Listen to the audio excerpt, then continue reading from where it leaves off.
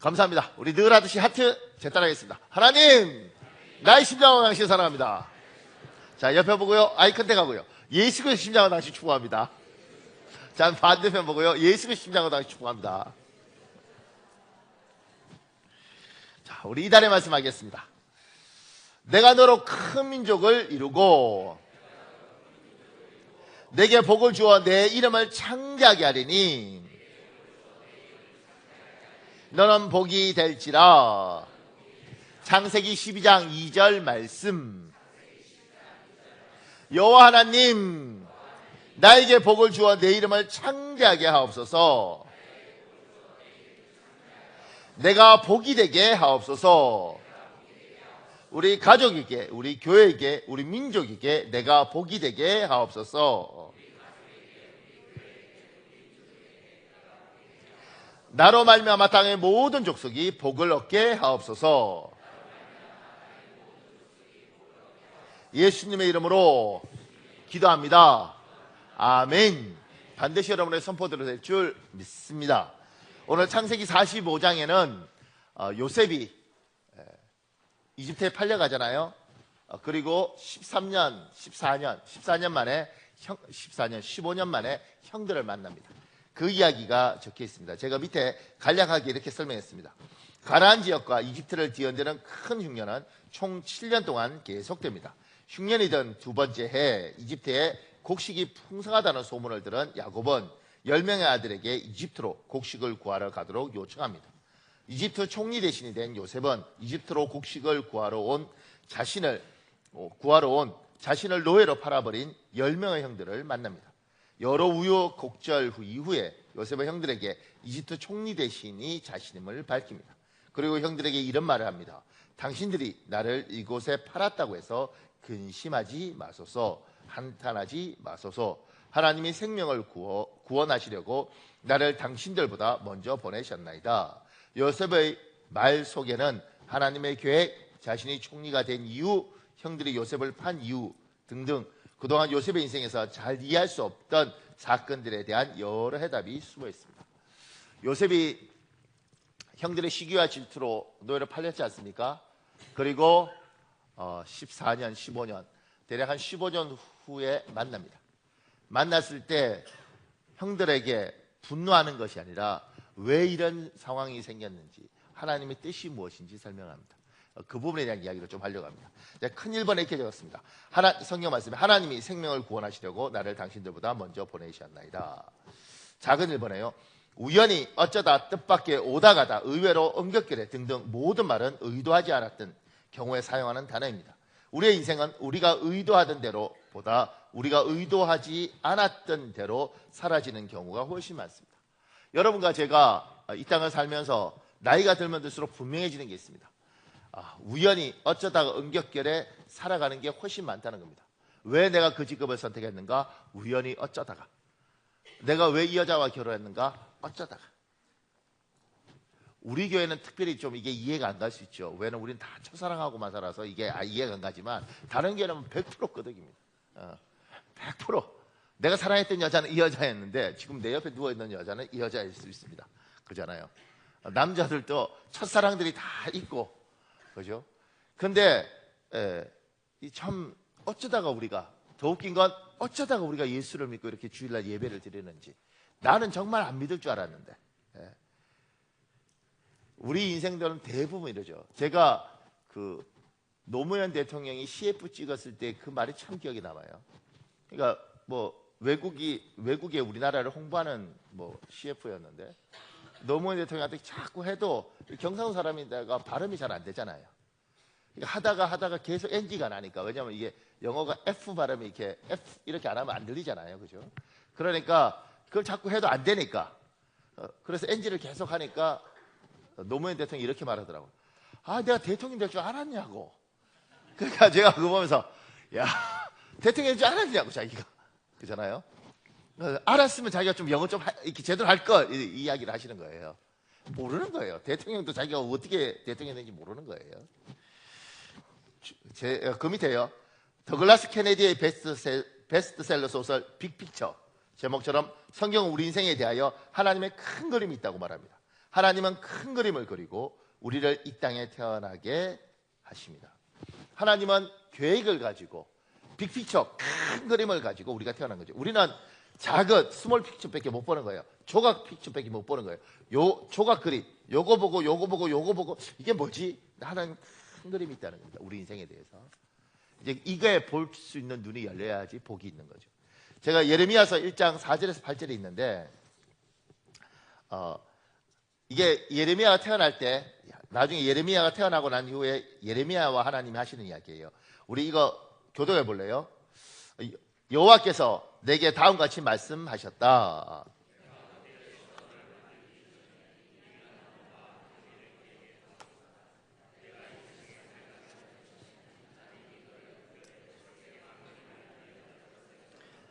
그러나 나는 부당하다고 아뢰었다. 내 주 여호와여, 합당하지 않습니다. 저는 말할 줄도 모르고 아직 너무나 어린 사람입니다.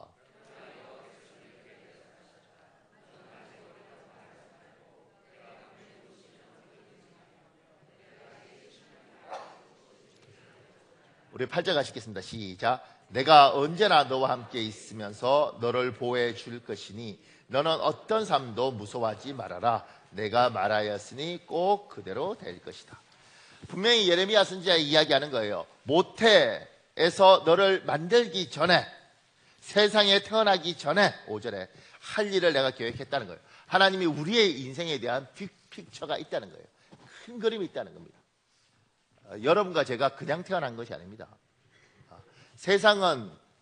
이 세상은 참 사람을 비참하게 만드는 게예요. 세상 학문은 어떻게 태어났습니까? 어쩌다 태어났습니까? 어떻게 태어났습니까? 원숭이가 진화해서 사람이 됐습니다. 그냥 우리 인생은 어쩌다 우연히 이렇게 왔다가 그냥 가는 거예요.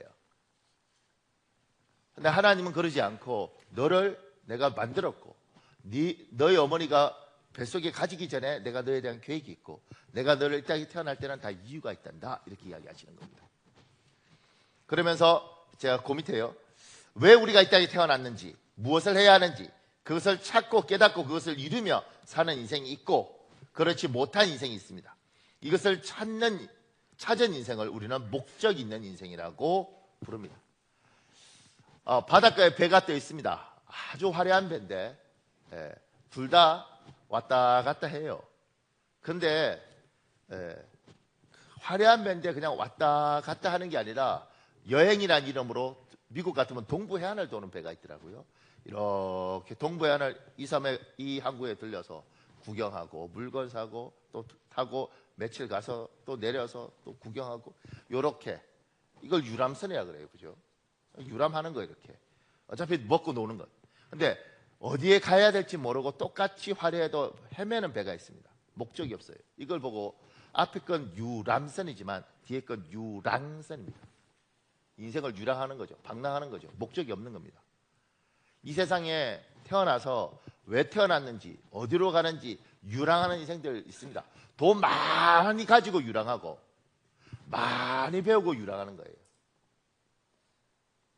하나님은 우리에게 이 땅에 태어날 때 얘야 내가 너에게 인생의 목적이 있단다. 너를 이 땅에 태어나게 한 이유가 있단다. 하나님 그걸 이야기하시는 거죠. 저기 오병학이라는 쓰는 사람이 쓴 안창호 전기에 이런 내용이 있습니다. 훗날 안창호가 독립운동을 하다가 체포당해 취조를 받을 때에 담당 일본 형사와 다음과 같은 대화를 나눈 적이 있었다. 그대의 활동 목적이 무엇인가? 나는 밥을 먹어도 대한의 독립을 위해 먹었고 잠을 자도 대한의 독립을 위해 잤다. 대한의 독립은 내 목숨이 다 없어질 때까지 나의 유일한 목적이다. 그대는 조선의 독립이 가능하다고 믿고 있는가? 그렇다. 무엇을 근거로 그렇게 믿고 있는가? 대한의 결의 전체가 대한의 독립을 믿고 있기 때문이다. 그리고 전 세계의 정의가 대한의 독립을 승인하고 있기 때문이다. 그리고 또 한 가지라니 그게 뭔가? 살아계신 하나님께서 우리 대한의 독립을 명령하시고 계시기 때문에 우리 대한은 반드시 독립할 것이다. 그대는 아직 우리 대일본 제국의 힘이 얼마나 강한지를 모르는 것 같군. 물론 나는 너희 일본의 실력과 그 힘을 잘 알고 있다. 지금 아시아에서 힘이 가장 강한 나라가 바로 일본 아닌가? 그러나 나는 진심으로 일본이 무력만 갖춘 나라가 아니라 도덕성도 갖춘 나라이길 바란다. 이런 같은 동양인으로서 명예와 관련된 일이기 때문이다. 도산 안창호는 말을 이었다. 나는 절대로 일본이 망하기를 원하지 않는다. 좋은 이웃 나라가 되기를 원할 뿐이다. 일본이 우리 대안을 유린한 것은 결단코 일본에게 유익이 되지 않는다. 원한을 품은 우리 2천만 결의를 억지로 일본 국민 안에 포함시키는 일보다 오히려 우정 넘치는 우리 2천만 결의를 이웃 국민으로 두는 것이 일본을 위해서 좋은 일이 될 것이다. 내가 대한의 독립을 주창하는 것은 비단 우리 대한만을 위한 것이 아니다. 넓게는 동양의 평화 그리고 일본의 복리까지도 위하자는 것이다. 그게 그대의 본심이란 말이요. 그렇다. 나는 하나님 앞에서 나의 진심을 정직하게 말하고 있다. 도산 안창호 선생 같은 경우에는 이제 독립운동이 하나님이 자신에게 주신 사명이라고 생각했습니다. 그 미국의 LA 가면 재밌는 건요. 도산 안창호 우체국이 있습니다. 이름이 도산 안창호 그다음 포스트 오피스예요. 이거 보고 저도 내가 헛거 봤나 이렇게 싶었어요. 그런데 이제 그 뭐죠? 나라에서 관리하는 우체국 맞습니다. 그리고 도산 안창호 거리가 있습니다. 도산 안창호 거리가 있어요. 그리고 이게 공원도 있습니다. 그러니까 미국 사람들한테 한국이 어딨냐 그러면 모르거든요. 더 웃긴 건 노스코리아, 사우스코리아 이거 몰라요. 많아요 그런 사람들. 근데 LA에 도산 안창호 거리가 있고 그건 아는 거죠. 굉장하죠. 근데 이 어른이 마음속에 자기의 밥을 먹어도 잠을 자도 독립이라는 게 아유 남의 나라 밑에 어떻게 해서 열받게 독립해야지 이런 게 아니고 하나님이 나에게 주신 사명이고 내가 이걸 위해서 태어났다고 생각하고 그분은 사셨어요. 다른 거죠. 다른 거. 여러분한테 인생의 목적이 있는가? 여러분한테 인생의 목적이 있는가? 이렇게 물으면 머뭇거리는 사람 많아요. 난 답을 압니다. 돈. 이렇게. 차마 돈이라고 말하기가 어렵지. 눈치 보여서. 나에게 인생의 목적이 있는가? 조금 더요. 그 밑에요. 하나님이 우리 인생에 주신 목적, 이것을 우리는 사명이라고 부릅니다. 우리의 삶은 사명이 끝나면 인생을 마감하도록 창조하셨습니다. 여러분 신명기 34장 7절에 있습니다. 여러분 보십시오. 시작.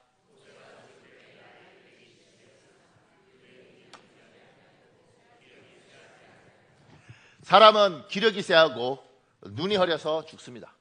그런데 이 모세는 120살이 됐는데 그러지 않아요. 그럼에도 불구하고 죽습니다. 왜냐하면 사명이 끝났기 때문에 하나님이 데려가시는 겁니다.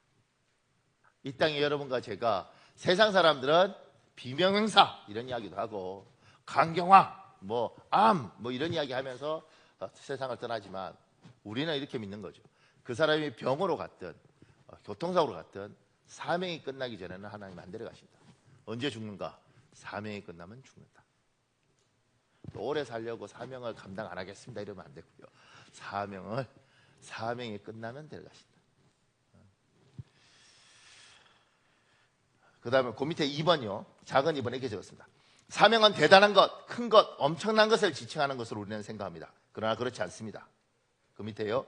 상대적으로 다른 사람보다 일의 규모가 작고 높은 지위가 아니라 낮은 지위에서 남들의 눈에 잘 띄지 않고 단순한 일이라도 이 세상에 꼭 필요하고 해야 할 소중한 사명이 있습니다. 아무리 명품 시계라도 작은 톱니바퀴 하나가 빠지면 시계는 재구시를 못합니다.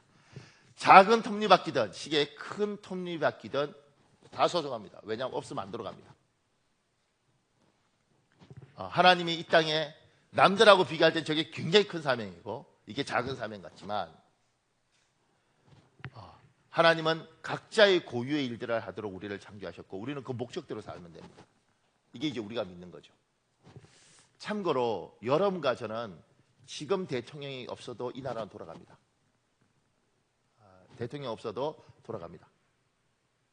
근데 우리는 이 동네를 청소해주는 저 청소부 아저씨가 없는 순간 우리는 두 주면 미쳐버립니다. 쓰레기가요 얼마나 많이 나오는지 모릅니다. 두 주만 청소 안 하면요 쓰레기가 더미에 쌓여서 여기가 다 썩습니다. 근데 놀라운 건 서울시장 없어도 괜찮습니다. 왜냐하면 부시장이 하고 수원시장 없어도 괜찮습니다. 왜냐하면 부시장이 하고 대통령 없어도 괜찮습니다. 왜냐하면 국무총리가 합니다. 근데 쓰레기 아저씨 없으면 우리가 치울 건 아니잖아요. 그러니까 심각해집니다.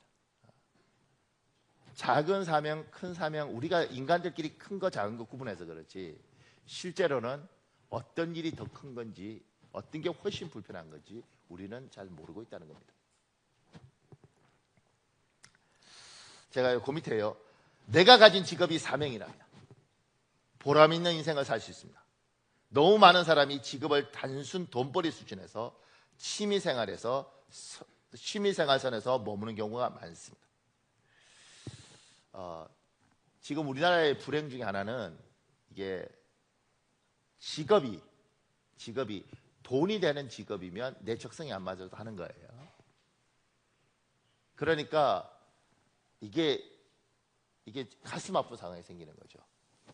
제가 지금 이제 시집 갔지만 청년의 하나가 그 이야기를 하는 거죠.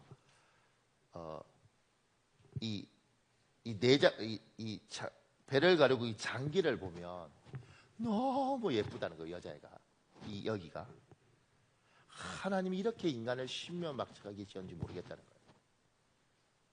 걔는 결국 의사가 됐거든요. 그런 애가 의사해야 되는 거예요.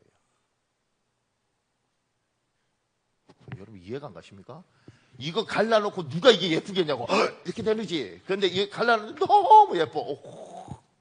그런 거 애가 의사가 되는 거예요.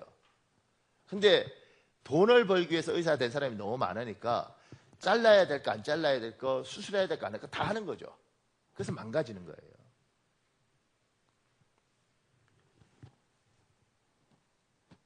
이번에 임용고시 금요일에 발표됐잖아요.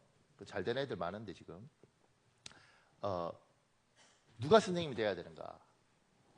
제가 왜 국문학과를 대학을 갔을까 이렇게 생각해 보니까 제가 고등학교 1학년 때 선생님이 국어 선생님이었어요. 2학년 때 선생님이 국어 선생님이었어요. 3학년 때 선생님이 국어 선생님이었어요.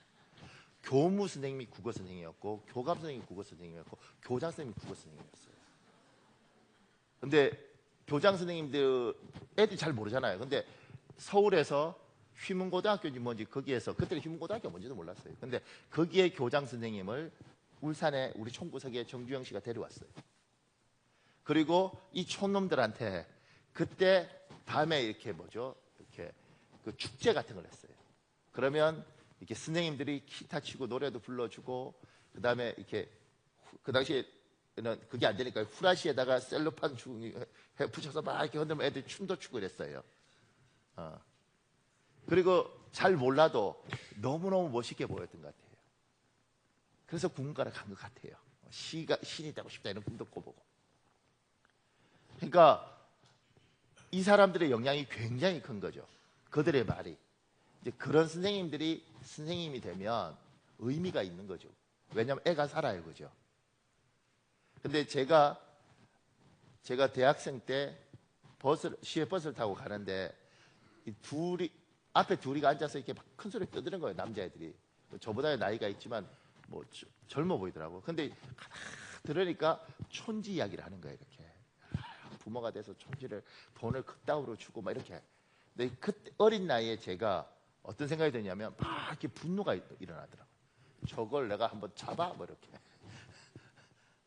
너무 정의로웠죠. 그런데 굉장히 정의로운데 간이 작았기 때문에 가만히 앉아 있었어요. 근데 선생님이란 직업이 너무 좋고 월급이 좋고 안정적이면서 아이들을 사랑하지 않아도 선생님이 된 사람들이 많아요. 그죠? 이게 불행이라는 거예요. 불행. 하나님이 나에게 주신 소명이 있습니다. 그 소명을 따라가는 거예요. 제가 놀라운 건 뭐냐면 저는 유치원 선생님이 되면 제가 생각할 때 장난컨대 5년 안에 천국 갈 수 있습니다. 난 말이 안 통하는 인간이 너무 싫고요. 그리고 애들하고 있으면 피로감이 급격히 옵니다. 근데 제 아내는 어렸을 때부터 유치원 선생님이었거든요. 그 왜 그러냐면 전라도 순천 총동네에 서울에서 그 여름 성경학교 하기 위해서 어린이 성교 신학이라는 출신들이 와서 시골에 해줬어요. 근데 어렸을 때 자기가 보면서 나도 저런 선생님이 돼야겠다 이렇게 생각을 했다는 거예요. 그래서 20살 때 서울에 와서 어린이 성교 신학을 하고 그다음에 그 당시에 교회마다 성견이 있었어요. 그래서 성견에 가서 선생님을 하는데 자기는 이 선생님이 너무 좋은 거예요. 제가 이게 연애를 할 때 놀러를 갔는데 한 20명 이렇게 애들 뭐 5살짜리 6살 말 듣나요? 20명. 집사님 그러다 전라도 말로 그러다 업죠! 이게 엎버려져 뭐 업죠. 그러니까 수명이 탁 누워서 자더라고. 그러니까 제가 그거 보면서 그게 맞는 거죠. 그러니까 그게 행복한 사람이니까 돈이 얼마 안 돼도 그 길을 가는 거예요. 그러니까 하나님이 여러분과 저에게 이 땅에 다양한 특징을 주면서 그 재능과 그걸 가지고 너는 이렇게 살았으면 좋겠다, 이게 너에게 행복이다, 이걸 우리에게 주셨죠. 우리는 이 소명을 잊어버리고 나니까 뭐냐면 돈 되는 것만 찾는 겁니다. 내한테 안 맞아도 돈이 되면 하는 거예요. 그래서 불행해지는 거예요. 여기 알빈 윌리엄 릴이라는 소방관이에요. 이 사람이 쓴 시예요. 요 시를 언제 썼냐면 자기가 사람을 구하러 갔다가 어린아이 셋을 못 구하고 왔어요. 그 세 명이 아기가 불타 죽었어요. 그리고 그날 밤에 너무 괴로워서 테이블에서 이 시를 썼다는 거예요. 신이시여 이렇게 돼 있잖아요. 이거 번역한 사람이 그 기독교인이 아닌 거예요. 영어로는 God 이렇게 돼 있습니다. 하나님, 제가 부름을 받을 때에는 아무리 뜨거운 화염 속에서도 한 생명을 구할 수 있는 힘을 주소서. 너무 늦기 전에 어린 아이를 감싸 안을 수 있게 하시고 공포에 뜨는 노인을 구하게 하소서. 언제나 집중하여 가냘픈 외침까지도 들을 수 있게 하시고 빠르고 효율적으로 화제를 진압하게 하소서. 저희 임무를 충실히 수행케 하시고 제가 최선을 다할 수 있게 하시어 이웃의 생명과 재산을 보호하게 하소서. 그리고 신의 뜻에 따라 제 목숨을 다하게 하거든 당신의 은총으로 제 아내와 아이들을 돌보아 주소서.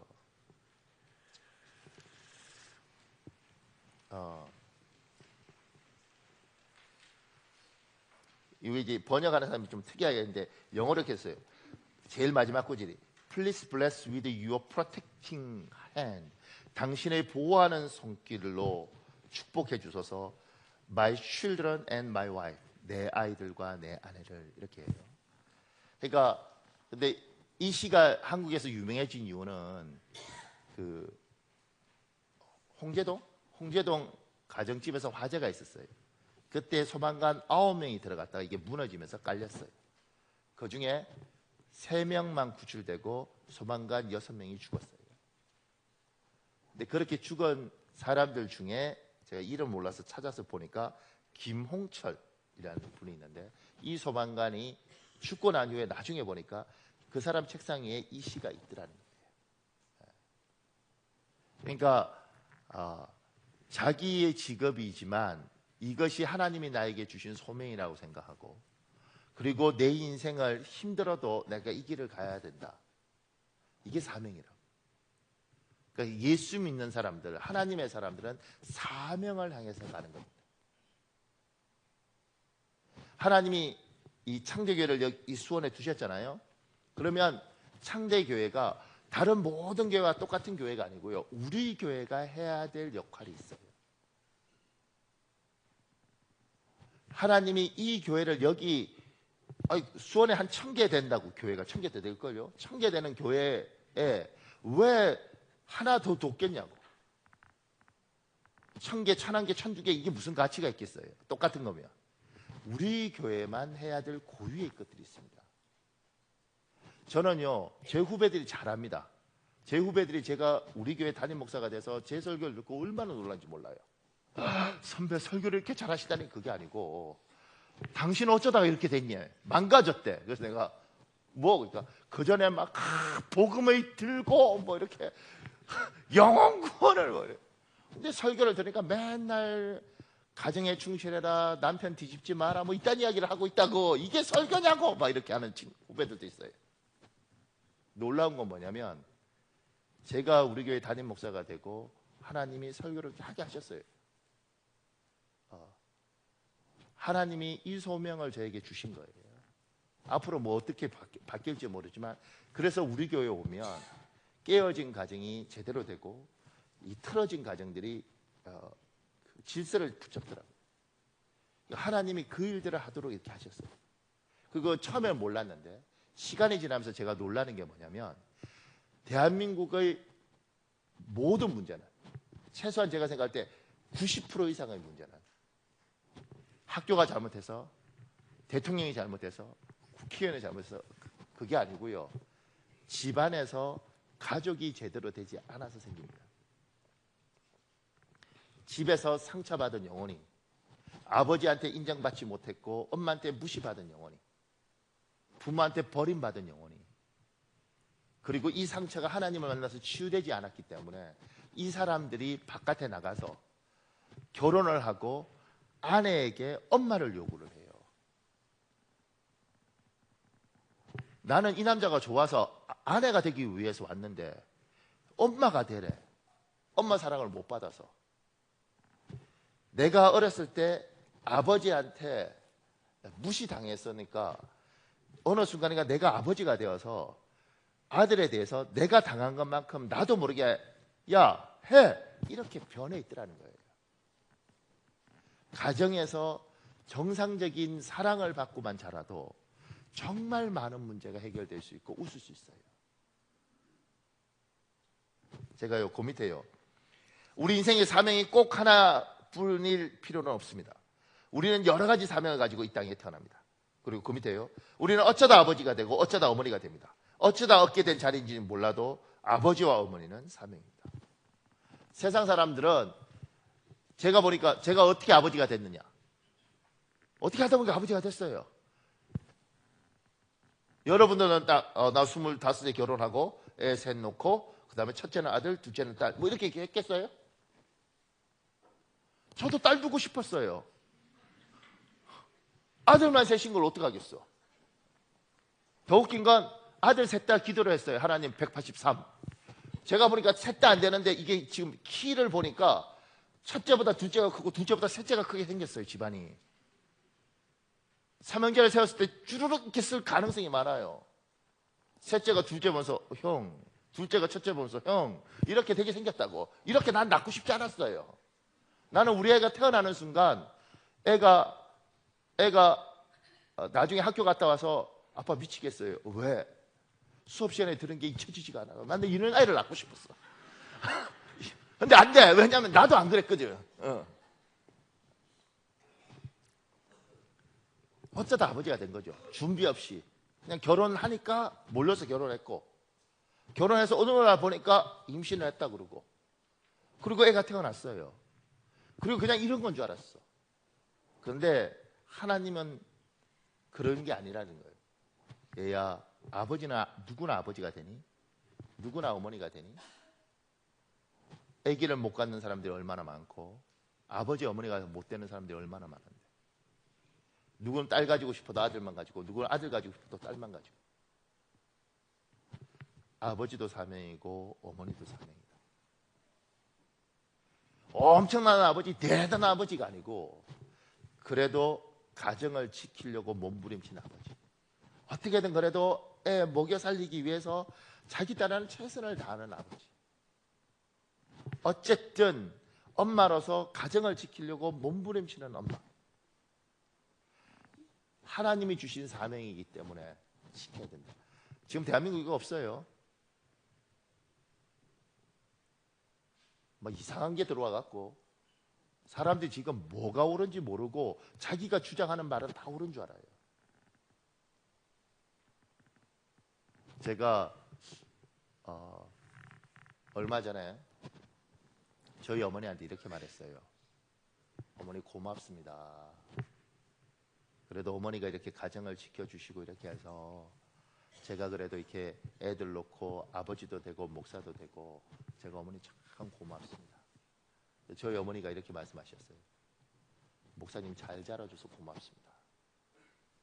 우리가 밥상에서 이렇게 둘이 이야기하는데 우리 둘째가 이게 지금 사춘기는 지났지만 약간 이렇게 좀 이렇게 하거든. 눈빛이 놀고들 있네 뭐 이런 눈빛이야. 그런데 우리 어머니하고 저하고는 나름대로 우리는 살아온 인생을 알잖아요. 근데 잘 몰랐어요. 저는 인생에 대해서. 그러니까 신학 공부하고 뭐 공부 많이 한다고 아는 게 아니에요. 나이가 들지 않으면 절대 알 수 없는 것들이 있더라고. 근데 시간이 지나면서 여러분들도 아버지고 어머니잖아요. 솔직히 이게 이렇게 무거운 줄 알았으면 했겠어요? 여러분과 제가 이 삶이 자식을 낳고 이 낳은 자식을 책임진다는 게 이렇게 힘든 일인 줄 알았으면 했겠냐고, 낳았겠냐고. 엄마 아빠가 뭐 딸이고 아들이고 옆에 있으면 대답 못하지만 안 되구나. 고미라 집사님, 그지? 창규, 유진이 잘났어요. 애들 똑똑하고. 솔직히 말해서 그렇게 힘들 건 줄 알았으면, 우리가 이렇게 힘들 줄 알았으면 우리가 진짜 맑은 정신에서 그 20몇 살 때 낳겠어요? 이 애들을 30까지, 나이가 많으면 우리가 40까지, 뭐 저희 어머니 같은 건 제 50 넘어도 밥 해주고 있잖아요. 이렇게 50년 책임질 걸 생각했으면 했겠냐고. 하나님이 아버지라는 자리, 어머니라는 그 무거운 짐을 줬고, 그럼에도 불구하고 이게 내가 살아있는 목적 중에 하나이기 때문에, 내가 이 땅에 살아서 숨쉬는 사명 중에 하나이기 때문에 힘이 들어도 이걸 감당하는 거죠. 세상 사람들은 언제든지 깨버려도 돼요. 사명이 어딨어. 그냥 내가 살다 그냥 내가 하고 싶은 대로 하다 가는 거지. 자식새끼, 야 나도 힘들어, 그렇게 살면 돼. 근데 예수 믿는 사람은 그러면 안 된다고. 하나님께서 아담을 만드시고 그 갈비뼈에서 하와를 만드시고 둘이 결혼해서 한 몸이 되고 생육하고 번성하고 땅이 충만하라, 그리고 하나님이 자녀를 허락하셨기 때문에 책임을 져야 되는 거예요.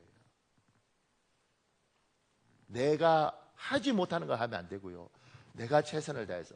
어느 날 제가 이제 요새 젊은 애들한테 이야기할 기회가 있으면 그런 이야기를 해보고 싶더라고요.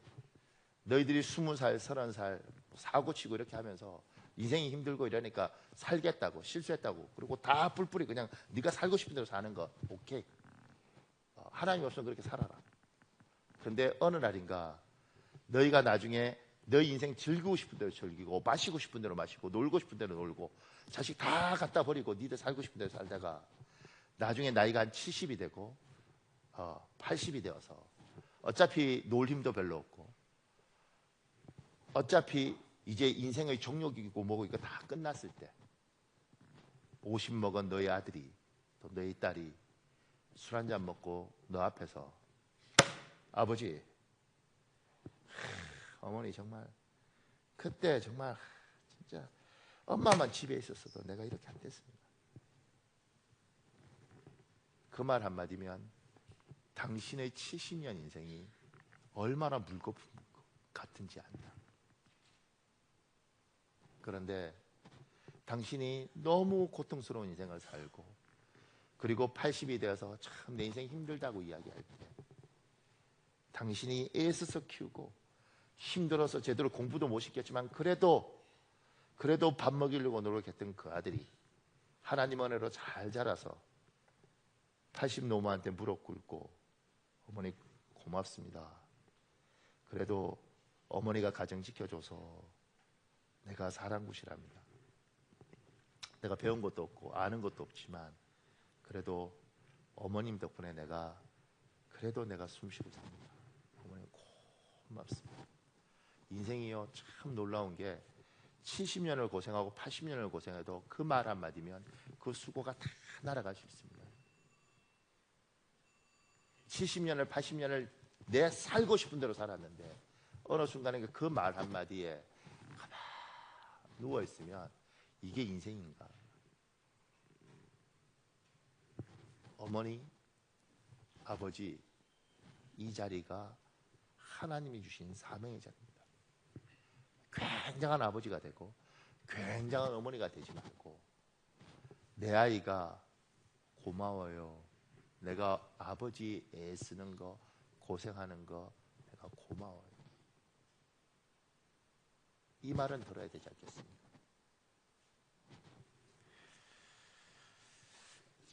이 자리에 있는 여러분은 반드시 그 복된 자녀의 고백을 듣는 인생이 되시길 나사렛 예수님 이름으로 축복합니다. 제가 큰 2번에 이렇게 적었습니다. 당신들이 나를 이곳에 팔았다고 해서 근심하지 마소서.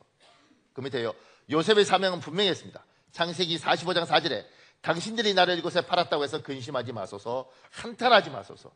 당신의 생명을 구원하시려고 나를 당신들보다 먼저 보내셨나이다. 요셉은 형들이 날 팔았어요. 그런데 형들이 팔았지만 이게 그게 아니고 하나님이 이걸 통해서 내 가족을 살리기 위해서 날 팔았구나. 결국 내 가족을 살리기 위해서 내가 이 고생을 했구나. 자기 사명을 알고 깨닫고 그리고 인생을 봅니다. 제가 작은 일본에 이렇게 적었습니다. 요셉과 요셉의 형들이 가장 큰 차이는 인격이나 지식, 지위가 아닙니다. 요셉은 자기의 인생을 해석하면서 하나님의 계획, 나의 사명이라는 관점으로 모든 것을 해석합니다. 그러나 요셉의 형들의 언어 사전에는 하나님의 계획, 나의 사명은 존재하지 않습니다. 요셉은 자기 인생을 돌아봅니다. 그리고 생각하죠. 내가 어떻게 이렇게 살았는가? 내가 왜 총리가 됐는가? 왜 형들이 나를 팔았는가? 왜 이집트에 이런 일이 있는가? 사명의 관점에서 해석을 하니 하나님이 우리 가족을 살리기 위해서 이러셨구나. 그 밑에요. 질문 하나 하겠습니다. 요셉이 총리 대신이 된 이후에 자기에게 성폭행 누명을 뒤집어 씌운 보디발의 아내에게 복수했을까요? 하지 않았을까요? 자, 9 정도 나갔는데, 자, 복수했다. 참 이분들이 반응을 했죠. 자, 요셉이 총리가 되고 난 이후에 자기에게 성폭행 누명을 씌운 보디발의 아내를 불러서 복수를 했다. 오른손. 봐줬다. 왼손. 무슨 뭐 봐줬다? 뭐 참고로 어떻게 했는지 우리가 알 게 뭐야? 안 나왔는데. 근데 이제 저는 봐줬을 겁니다. 왜냐하면 형들한테 하는 거 보면 봐줬을 거예요. 여러분과 제가 요셉 같았으면 복수해야지. 미안합니다. 그냥 불러와. 네가 내가 그동안 이렇게 했을 거라고. 봐준다고. 용서한다고. 형들에게 그러잖아요. 형들이 나 죽이려 했던 거 염려하지 마. 형들이 성질이 안 좋고 나쁜 놈들이고 뭐 그래서 그렇든 말든 간에 하나님이 계획이 있었어. 그러지 않아서 이렇게 안 됐어. 우리 가족을 살리는 하나님 계획이야. 형이 못나서 형들이 질투해서 그럼에도 불구하고 이 인간적인 거 내가 다 용서할게. 왜냐하면 그걸 통해서 하나님이 일을 이루었으니까 우리 이것만 보자. 이거 보지 말고. 제가요 그 밑에 이렇게 됐어요. 적었습니다. 사명을 깨달은 사람은 나를 세우기 위해 아프게 쓰임받은 사람들과 사건들을 용서해야 합니다. 그래야 자신의 마음에 응어리가 남지 않아서 건강하게 하나님께 쓰임받을 수 있습니다. 여러분 누가복음 23장 34절 그때에 여기서부터 여러분 읽어보십시오. 시작.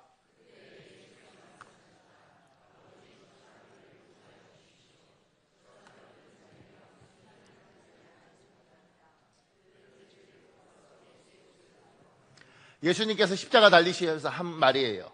아버지 저 사람들을 용서해 주십시오. 저 사람들은 자기네가 무슨 일을 하는지 알지 못합니다. 어차피 나는 십자가에 달려야 되는 운명인데 주님 저들이 날 달았습니다. 그러니까 저 죽여주십시오. 이렇게 말하지 않고 쟤들이 무슨 짓 하는지 몰라요. 하나님. 쟤들 정말 나쁜 짓 하는데 지가 무슨 짓 하는지 몰라요. 근데 내가 어차피 십자가에 달려야 되는데 저들 용서해 주십시오. 사도행전 7장 59절 60절 있습니다. 59절 제가 읽을 테니까 60절 여러분 읽으십시오. 그들이 돌로 스데반을 치니 스데반이 부르짖어 이르되 주 예수여 내 영혼을 받으시옵소서 하고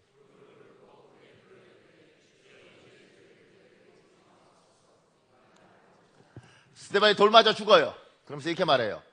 주여 이 죄를 그들에게 돌리지 마옵소서.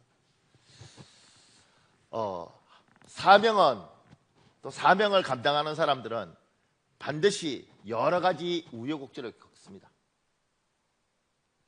그러면 이 우여곡절 속에 사람들한테 상처도 주고 상처도 받고 이렇게 해요. 이렇게 했을 때 하나님의 사람은 이것만 보지 이걸 보면 안 된다는 거예요. 이건 풀어주라는 거예요. 용서해주라는 거예요. 요셉은 이렇게 용서했습니다. 그러지 않으면 이 권력, 하나님이 주신 축복 가지고 복수하는 데 쓰는 거예요. 하나님이 주신 능력 가지고 잔인한 인간이 되는 거예요. 여러분과 제가 하나님의 사명을 감당하기 위해서 하나님의 복을 많이 주실 수 있어요. 그 복된 자리에 가서 사람들 앞에 잔인하게 할 수 있어요. 그거 모두를 아프게 한다고요. 제가 처음 모셨던 목사님은요, 늘 강대상에서 부교육자 욕을 하셨어요. 처음에 이해가 안 갔어요. 그러니까 이제 저도 부교육자인데 얼마나 불편하겠어요. 근데 나중에 이제 목사님 상황을 들어보니까 너무너무 괜찮다고 해서 서울대 출신의 부목사를 뽑았는데, 여기가 교회에 와서 이렇게 보니까 목사님 배운 것도 없고 작년 서울대 출신이고, 이렇게 해서 그 교회에 의사가 있었는데 의사하고 이렇게 해갖고 교회 바로 앞에 성도들 이렇게 데리고 나가서 개척을 했어요. 그 다음에 그런 케이스를 이분이 2개인가 더 겪으셨어요. 근데 늘 강대상에서 부목사들 욕을 했어요. 근데 나중에 보니까 이분은 이렇게 된 지 20년도 더 됐어요. 20년 전 이야기를 계속 하는 거예요. 병든 목사님, 죄송합니다. 그분이 병들었다고 그런데 상처받은 목사가 그 상처를 계속 이야기하면 이 성도들은 상처 안 받겠냐고.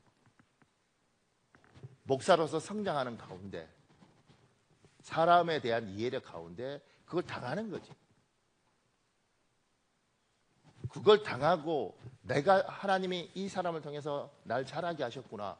그러면 하나님 바라보고 내가 더 큰 사람이 되고 여기는 풀어주면 되는 거예요. 그런데 한국 목사님들 중에 의외로 이 상처 때문에 굉장히 힘들어하는 사람도 많습니다. 우리 교회만 있으면 잘 모를 텐데 생각보다 많습니다. 그래서 목사님들이 아픈 게 많아요. 그리고 성도들한테도 받은 상처도 많은 목사님도 많아요. 그러니까 이게 치유되지 않으면 이게 힘들어진다고. 왜냐하면 더 훌륭한 목사가 될수록 더 많은 이야기가 나올 거 아니겠어요. 하나님이 여러분에게 여러분을 사장으로 만들고 여러분의 지위를 높일 때 여러분을 배신하고 여러분을 상처 주고 한 수없이 많은 사람들이 여러분 주위에 있을 거라고. 그 사람을 평생 아침에 깰 때마다 어이 나쁜 놈의 새끼 저거 죽여요. 이렇게 깨서 그 미운 마음을 가진 사람이 어찌 복을 받겠냐고.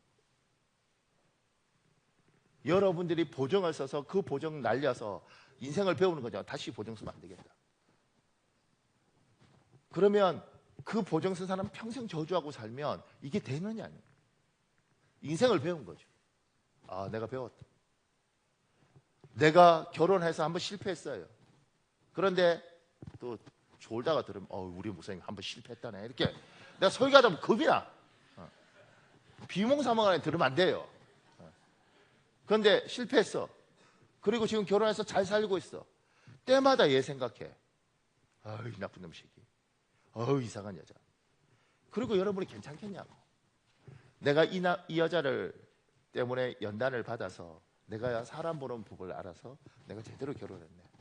할렐루야. 주님 고맙습니다. 이 상처를 통해서 내가 자란 거지요. 너 용서한다. 보디발이든 형이든 사실 용서가 되겠냐고. 불행해 놓고 야 이 새끼 너 죽이다 이렇게 말을 하고 나중에 노예를 팔아버린 이런 형들이 이게 인간이냐고. 천륜을 버린 거 아니에요. 죽여야지. 근데 요셉은 그러지 않는다고. 이런 걸 통해서 성장시켰잖아. 자라게 했잖아. 그럼 하나님 계획을 보고 하나님 뜻을 이루었잖아요. 내가 복 받았잖아요. 그러면 니들 다 용서한다고. 여러분이 용서하지 못하고 여러분 마음에 엉어리가 있으면 그것 때문에 여러분이 죽는 거예요. 그것 때문에 여러분이 고통받는 거예요. 시어머니가 굉장히 잘하는 경우 있잖아요. 그죠? 제가 어떤 분한테 들었던 건 신혼여행 가서 집에 갔는데 한복을 안 가지고 갔대. 옆집인가 뭐 한복을 빌렸는데 그게 마음에 안 들었대. 이 며느리가 꿇어앉아서 5시간인지 6시간인지 빌었대. 이게요 몇십 년 전 이야기가 아니고. 근데 그렇게 시어머니한테 당하면 넌 생각할 거 아니야. 이렇게 가면 안 된다고. 하나님 이걸 통해서 그럼 나는 어떤 시어머니가 될 것인가? 아, 참고로 이렇게 했던 이 집은 딸만 있어. 시어머니가 못 돼. 네. 근데 그럼 내가 좋은 시어머니가 되면 이건 용서를 해야 되는 거라고. 여러분과 제가 이 땅을 살아가면서 하나님은 우리의 사명을 위해서 우리를 훈련시키고 연단시키십니다.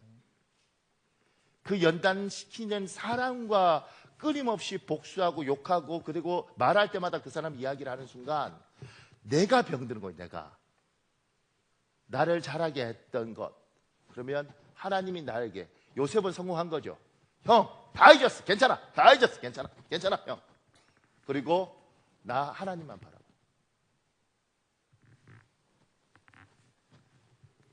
여러분 마음속에 상처를 준 사람들 잊으십시오.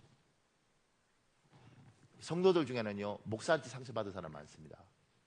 특히 너무너무 사랑했던 목사님한테 상처받은 경우가 많아요.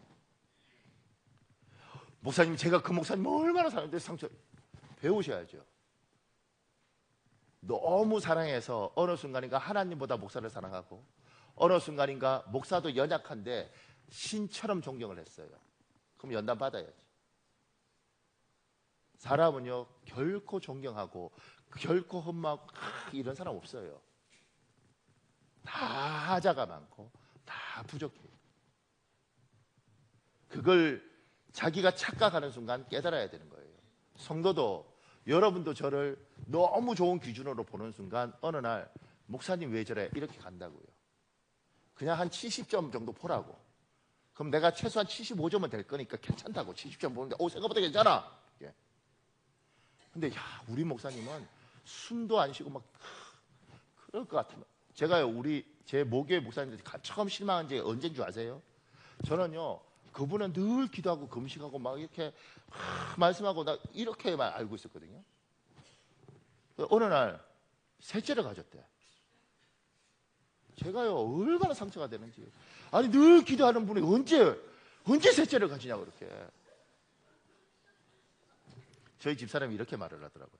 여보, 그거 많이 걸리는 거 아니야. 맨날 며칠 뭐 이게 아니잖아요. 그러니까 제가 무슨 생각이냐면, 어리니까, 청년 때니까, 목사님 셋째를 가졌대. 난 기도만 하는 줄 알았는데, 나는 참. 근데 이미 애 둘도 있는데, 그러니까 사람이란 존재가 어떠냐면, 그러니까 제가 그렇게 순진하게 목사 된다고 하는 사람도 너무 존경하게 이렇게 보더라고. 그러면 그분이 가라면 가고 서라면 쓰지 않겠어요? 그러지 않겠어요?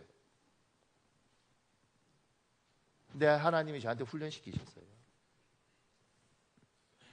그분 통해서 말할 수 없는 상처도 저도 받았어요. 그리고 시간이 지나서 그게 오해든 뭐든 어느 순간에 제가 정신적으로 독립을 하고, 그리고 제가 부교육자로 있던 그 시절보다 제가 나이가 더 들었잖아요. 이번에 지금 우리 애들 저거 안산에 빛나게 빌려 산 거거든요. 친정이 잘 사니까 좋더라고. 가서 막 음식이고 뭐고 뭐 하여튼 간에 저렇게 뭐죠? 저 룸이고 뭐고 뭐 다 빌리고 차도 거기서 와서 대절해서 데려가고 그랬거든요. 그리고 감사한금 했대. 그래서 내가 얼마 했냐? 30만 원이냐고. 그래서 야, 차 빌리고 사람이 어떻게 잘했어? 친정은 그러는 거지. 친정은 잘 사니까 고맙잖아. 근데 지금은 무슨 생각이 드느냐면, 참 고마웠는데 왜 그때는 우리가 몰랐을까? 근데 하나 앞에 감사한 건 정신적으로 독립하는 거. 그러니까 상처 주고 이랬던 거 다 있죠. 왜냐하면 고마운 거니까. 여러분에게도 하나님이 성장시킬 사람이 있습니다. 그러니까 여러분들 중에 이를테면 우리 교회 장로님들 굉장히 훌륭하잖아요. 장로님들 상처 좀 받아야 되는 거예요. 왜냐하면 장로가 하늘처럼 봤는데 그래야지 나도 장로해도 되겠네 이 생각 들 거 아니야. 하늘처럼 보이면 어떻게 하겠냐고. 원사님한테 좀 상처를 받아야죠. 그리고 그래, 직분이 중요한 게 아니구나.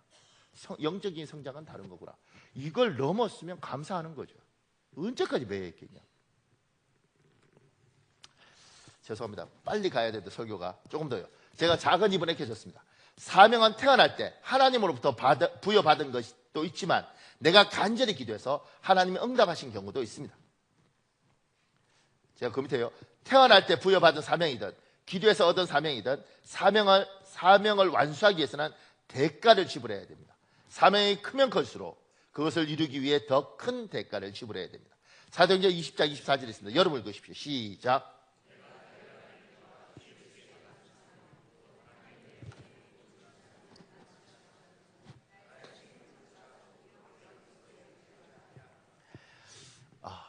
예수 그리스도께 받은 사명을 감당하기 위해서 바울은 생명조차, 생명이 대가였던 거예요.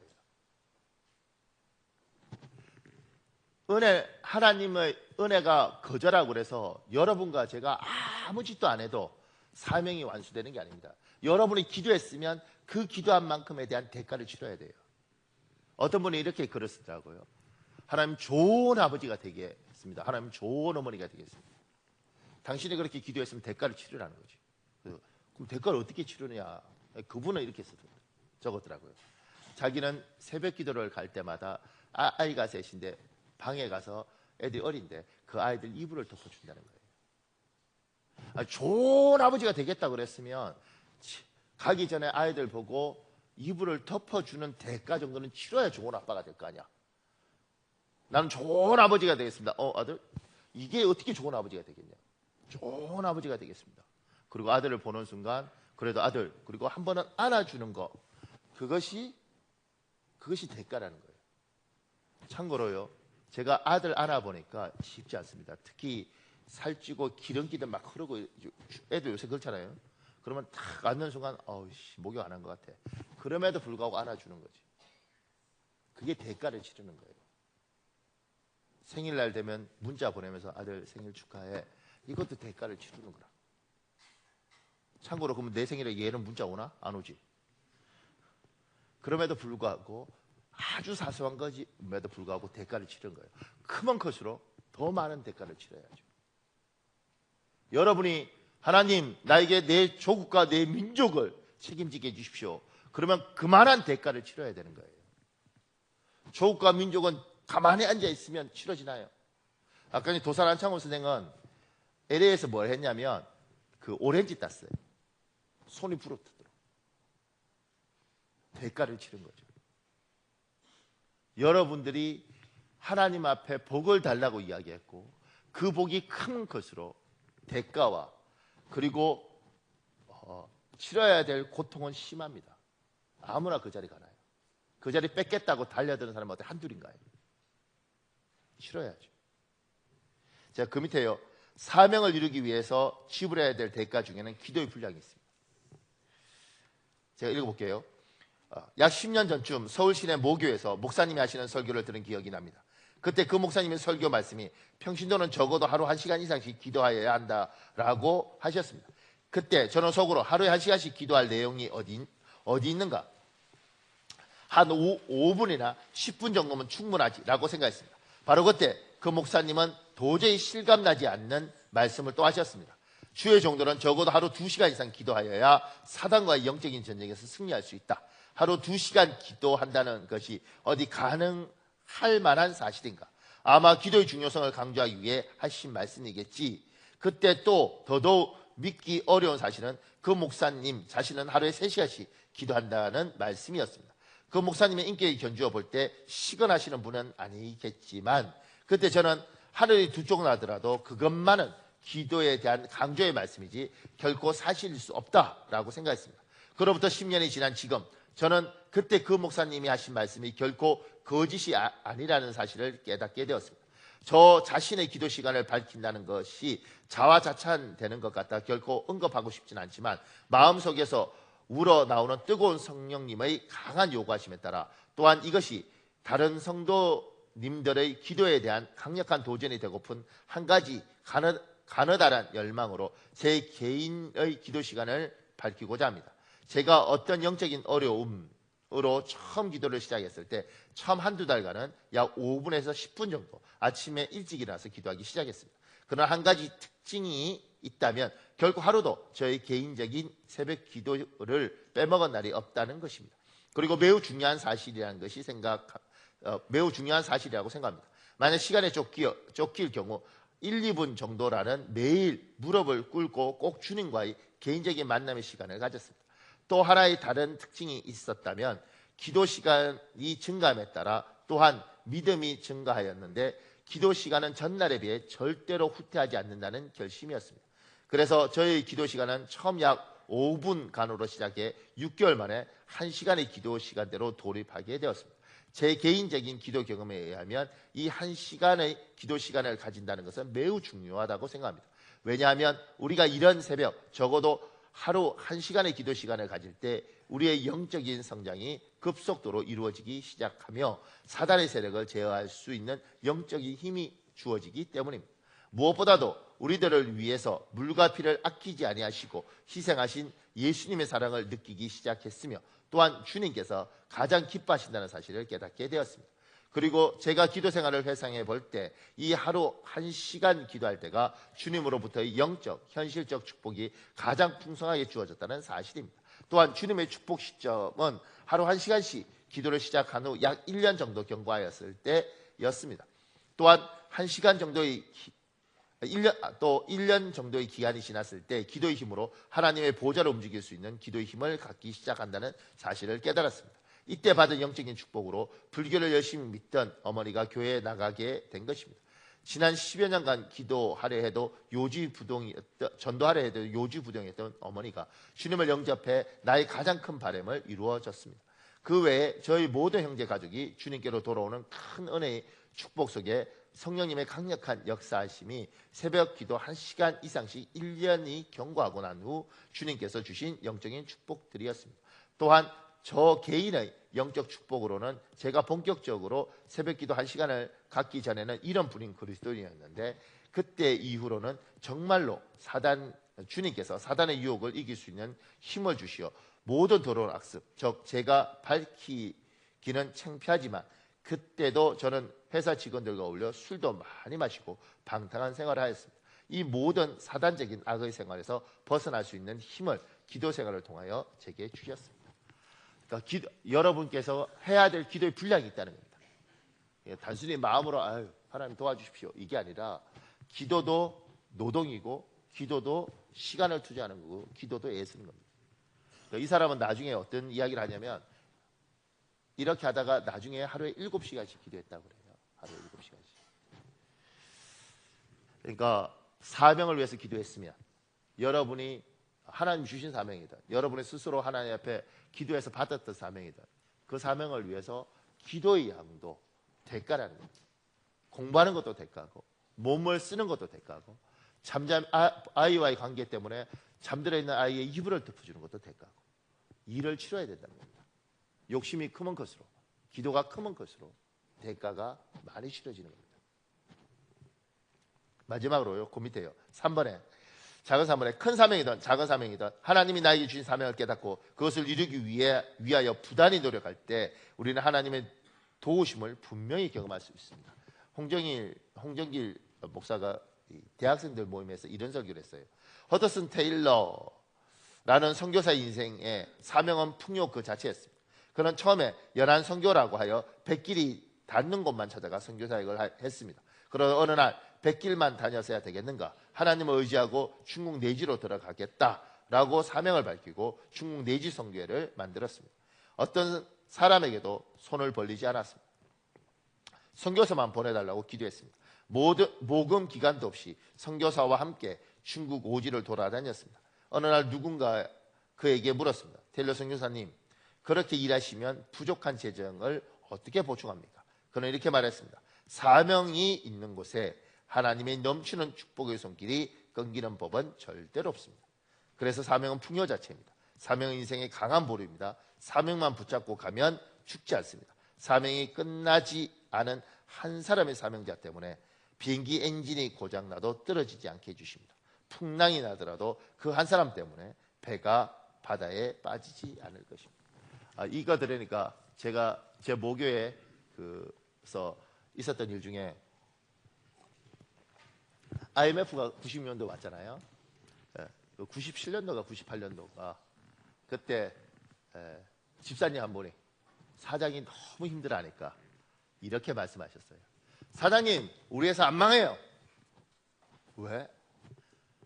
제가 있지 않습니까? 정신은. 근데 그 회사 안 망했어요. 그러니까 그 사람은 이미 됩니다. 제가 하나님의 사람입니다. 하나님이 제가 있는 동안 망하지 않습니다. 여러분한테 하나님이 주신 사명이 있는가? 그 사명을 위해서 가면 이게 하나님이 주시고 하나님 이루기 원하면 끊임없이 도우십니다. 요셉을 하나님 그렇게 도우셨습니다. 근데 문제가 뭐냐면 내가 어떤 사명을 가지고 내가 어떤 목적으로 이 땅을 살아가야지 잘 모른다는 거예요. 오늘 제가 분명히 제시한 건 아버지와 어머니는 사명이다. 그리고 다른 사명이 무엇인가? 저는 찾았죠. 목사가 사명입니다. 여러분 뭐냐고? 여러분에게 사명은 뭐냐고?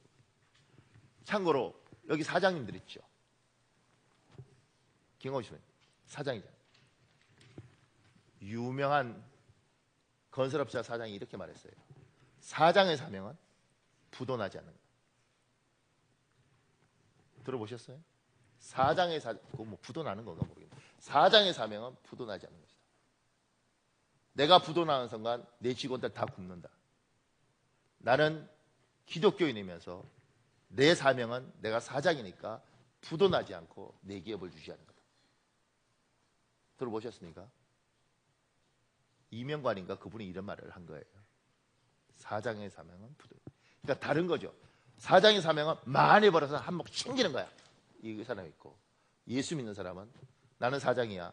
내가 망하는 순간 우리 직원들 다 굶어 죽어. 사장의 사명은 부도나지 않는 거예요. 하나님 부도나지 않게 해주십시오. 하나님이 도우시는 겁니다. 사랑하는 여러분, 우리 한 7분 정도만 기도하고 예배 마칠 텐데요. 여러분의 사명은 무엇입니까? 오늘 시간에 기도하셔야 됩니다. 하나님, 나는 무엇을 위해서 삽니까? 나는 왜 살아야 됩니까? 내가 이 땅에 태어난 목적은 무엇이고 무엇이 내가 가야 될 길입니까? 오늘 시간에 간절히 하나님께 여쭤보십시오. 그리고 분명한 건 여러분의 아버지고 어머니면 그것이 여러분의 사명입니다.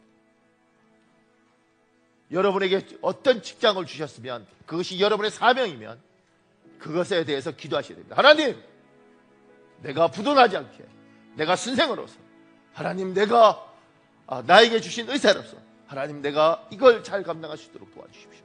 이제는 주여 한번 간절히 부르시고 우리 한 7분 정도 기도하겠습니다.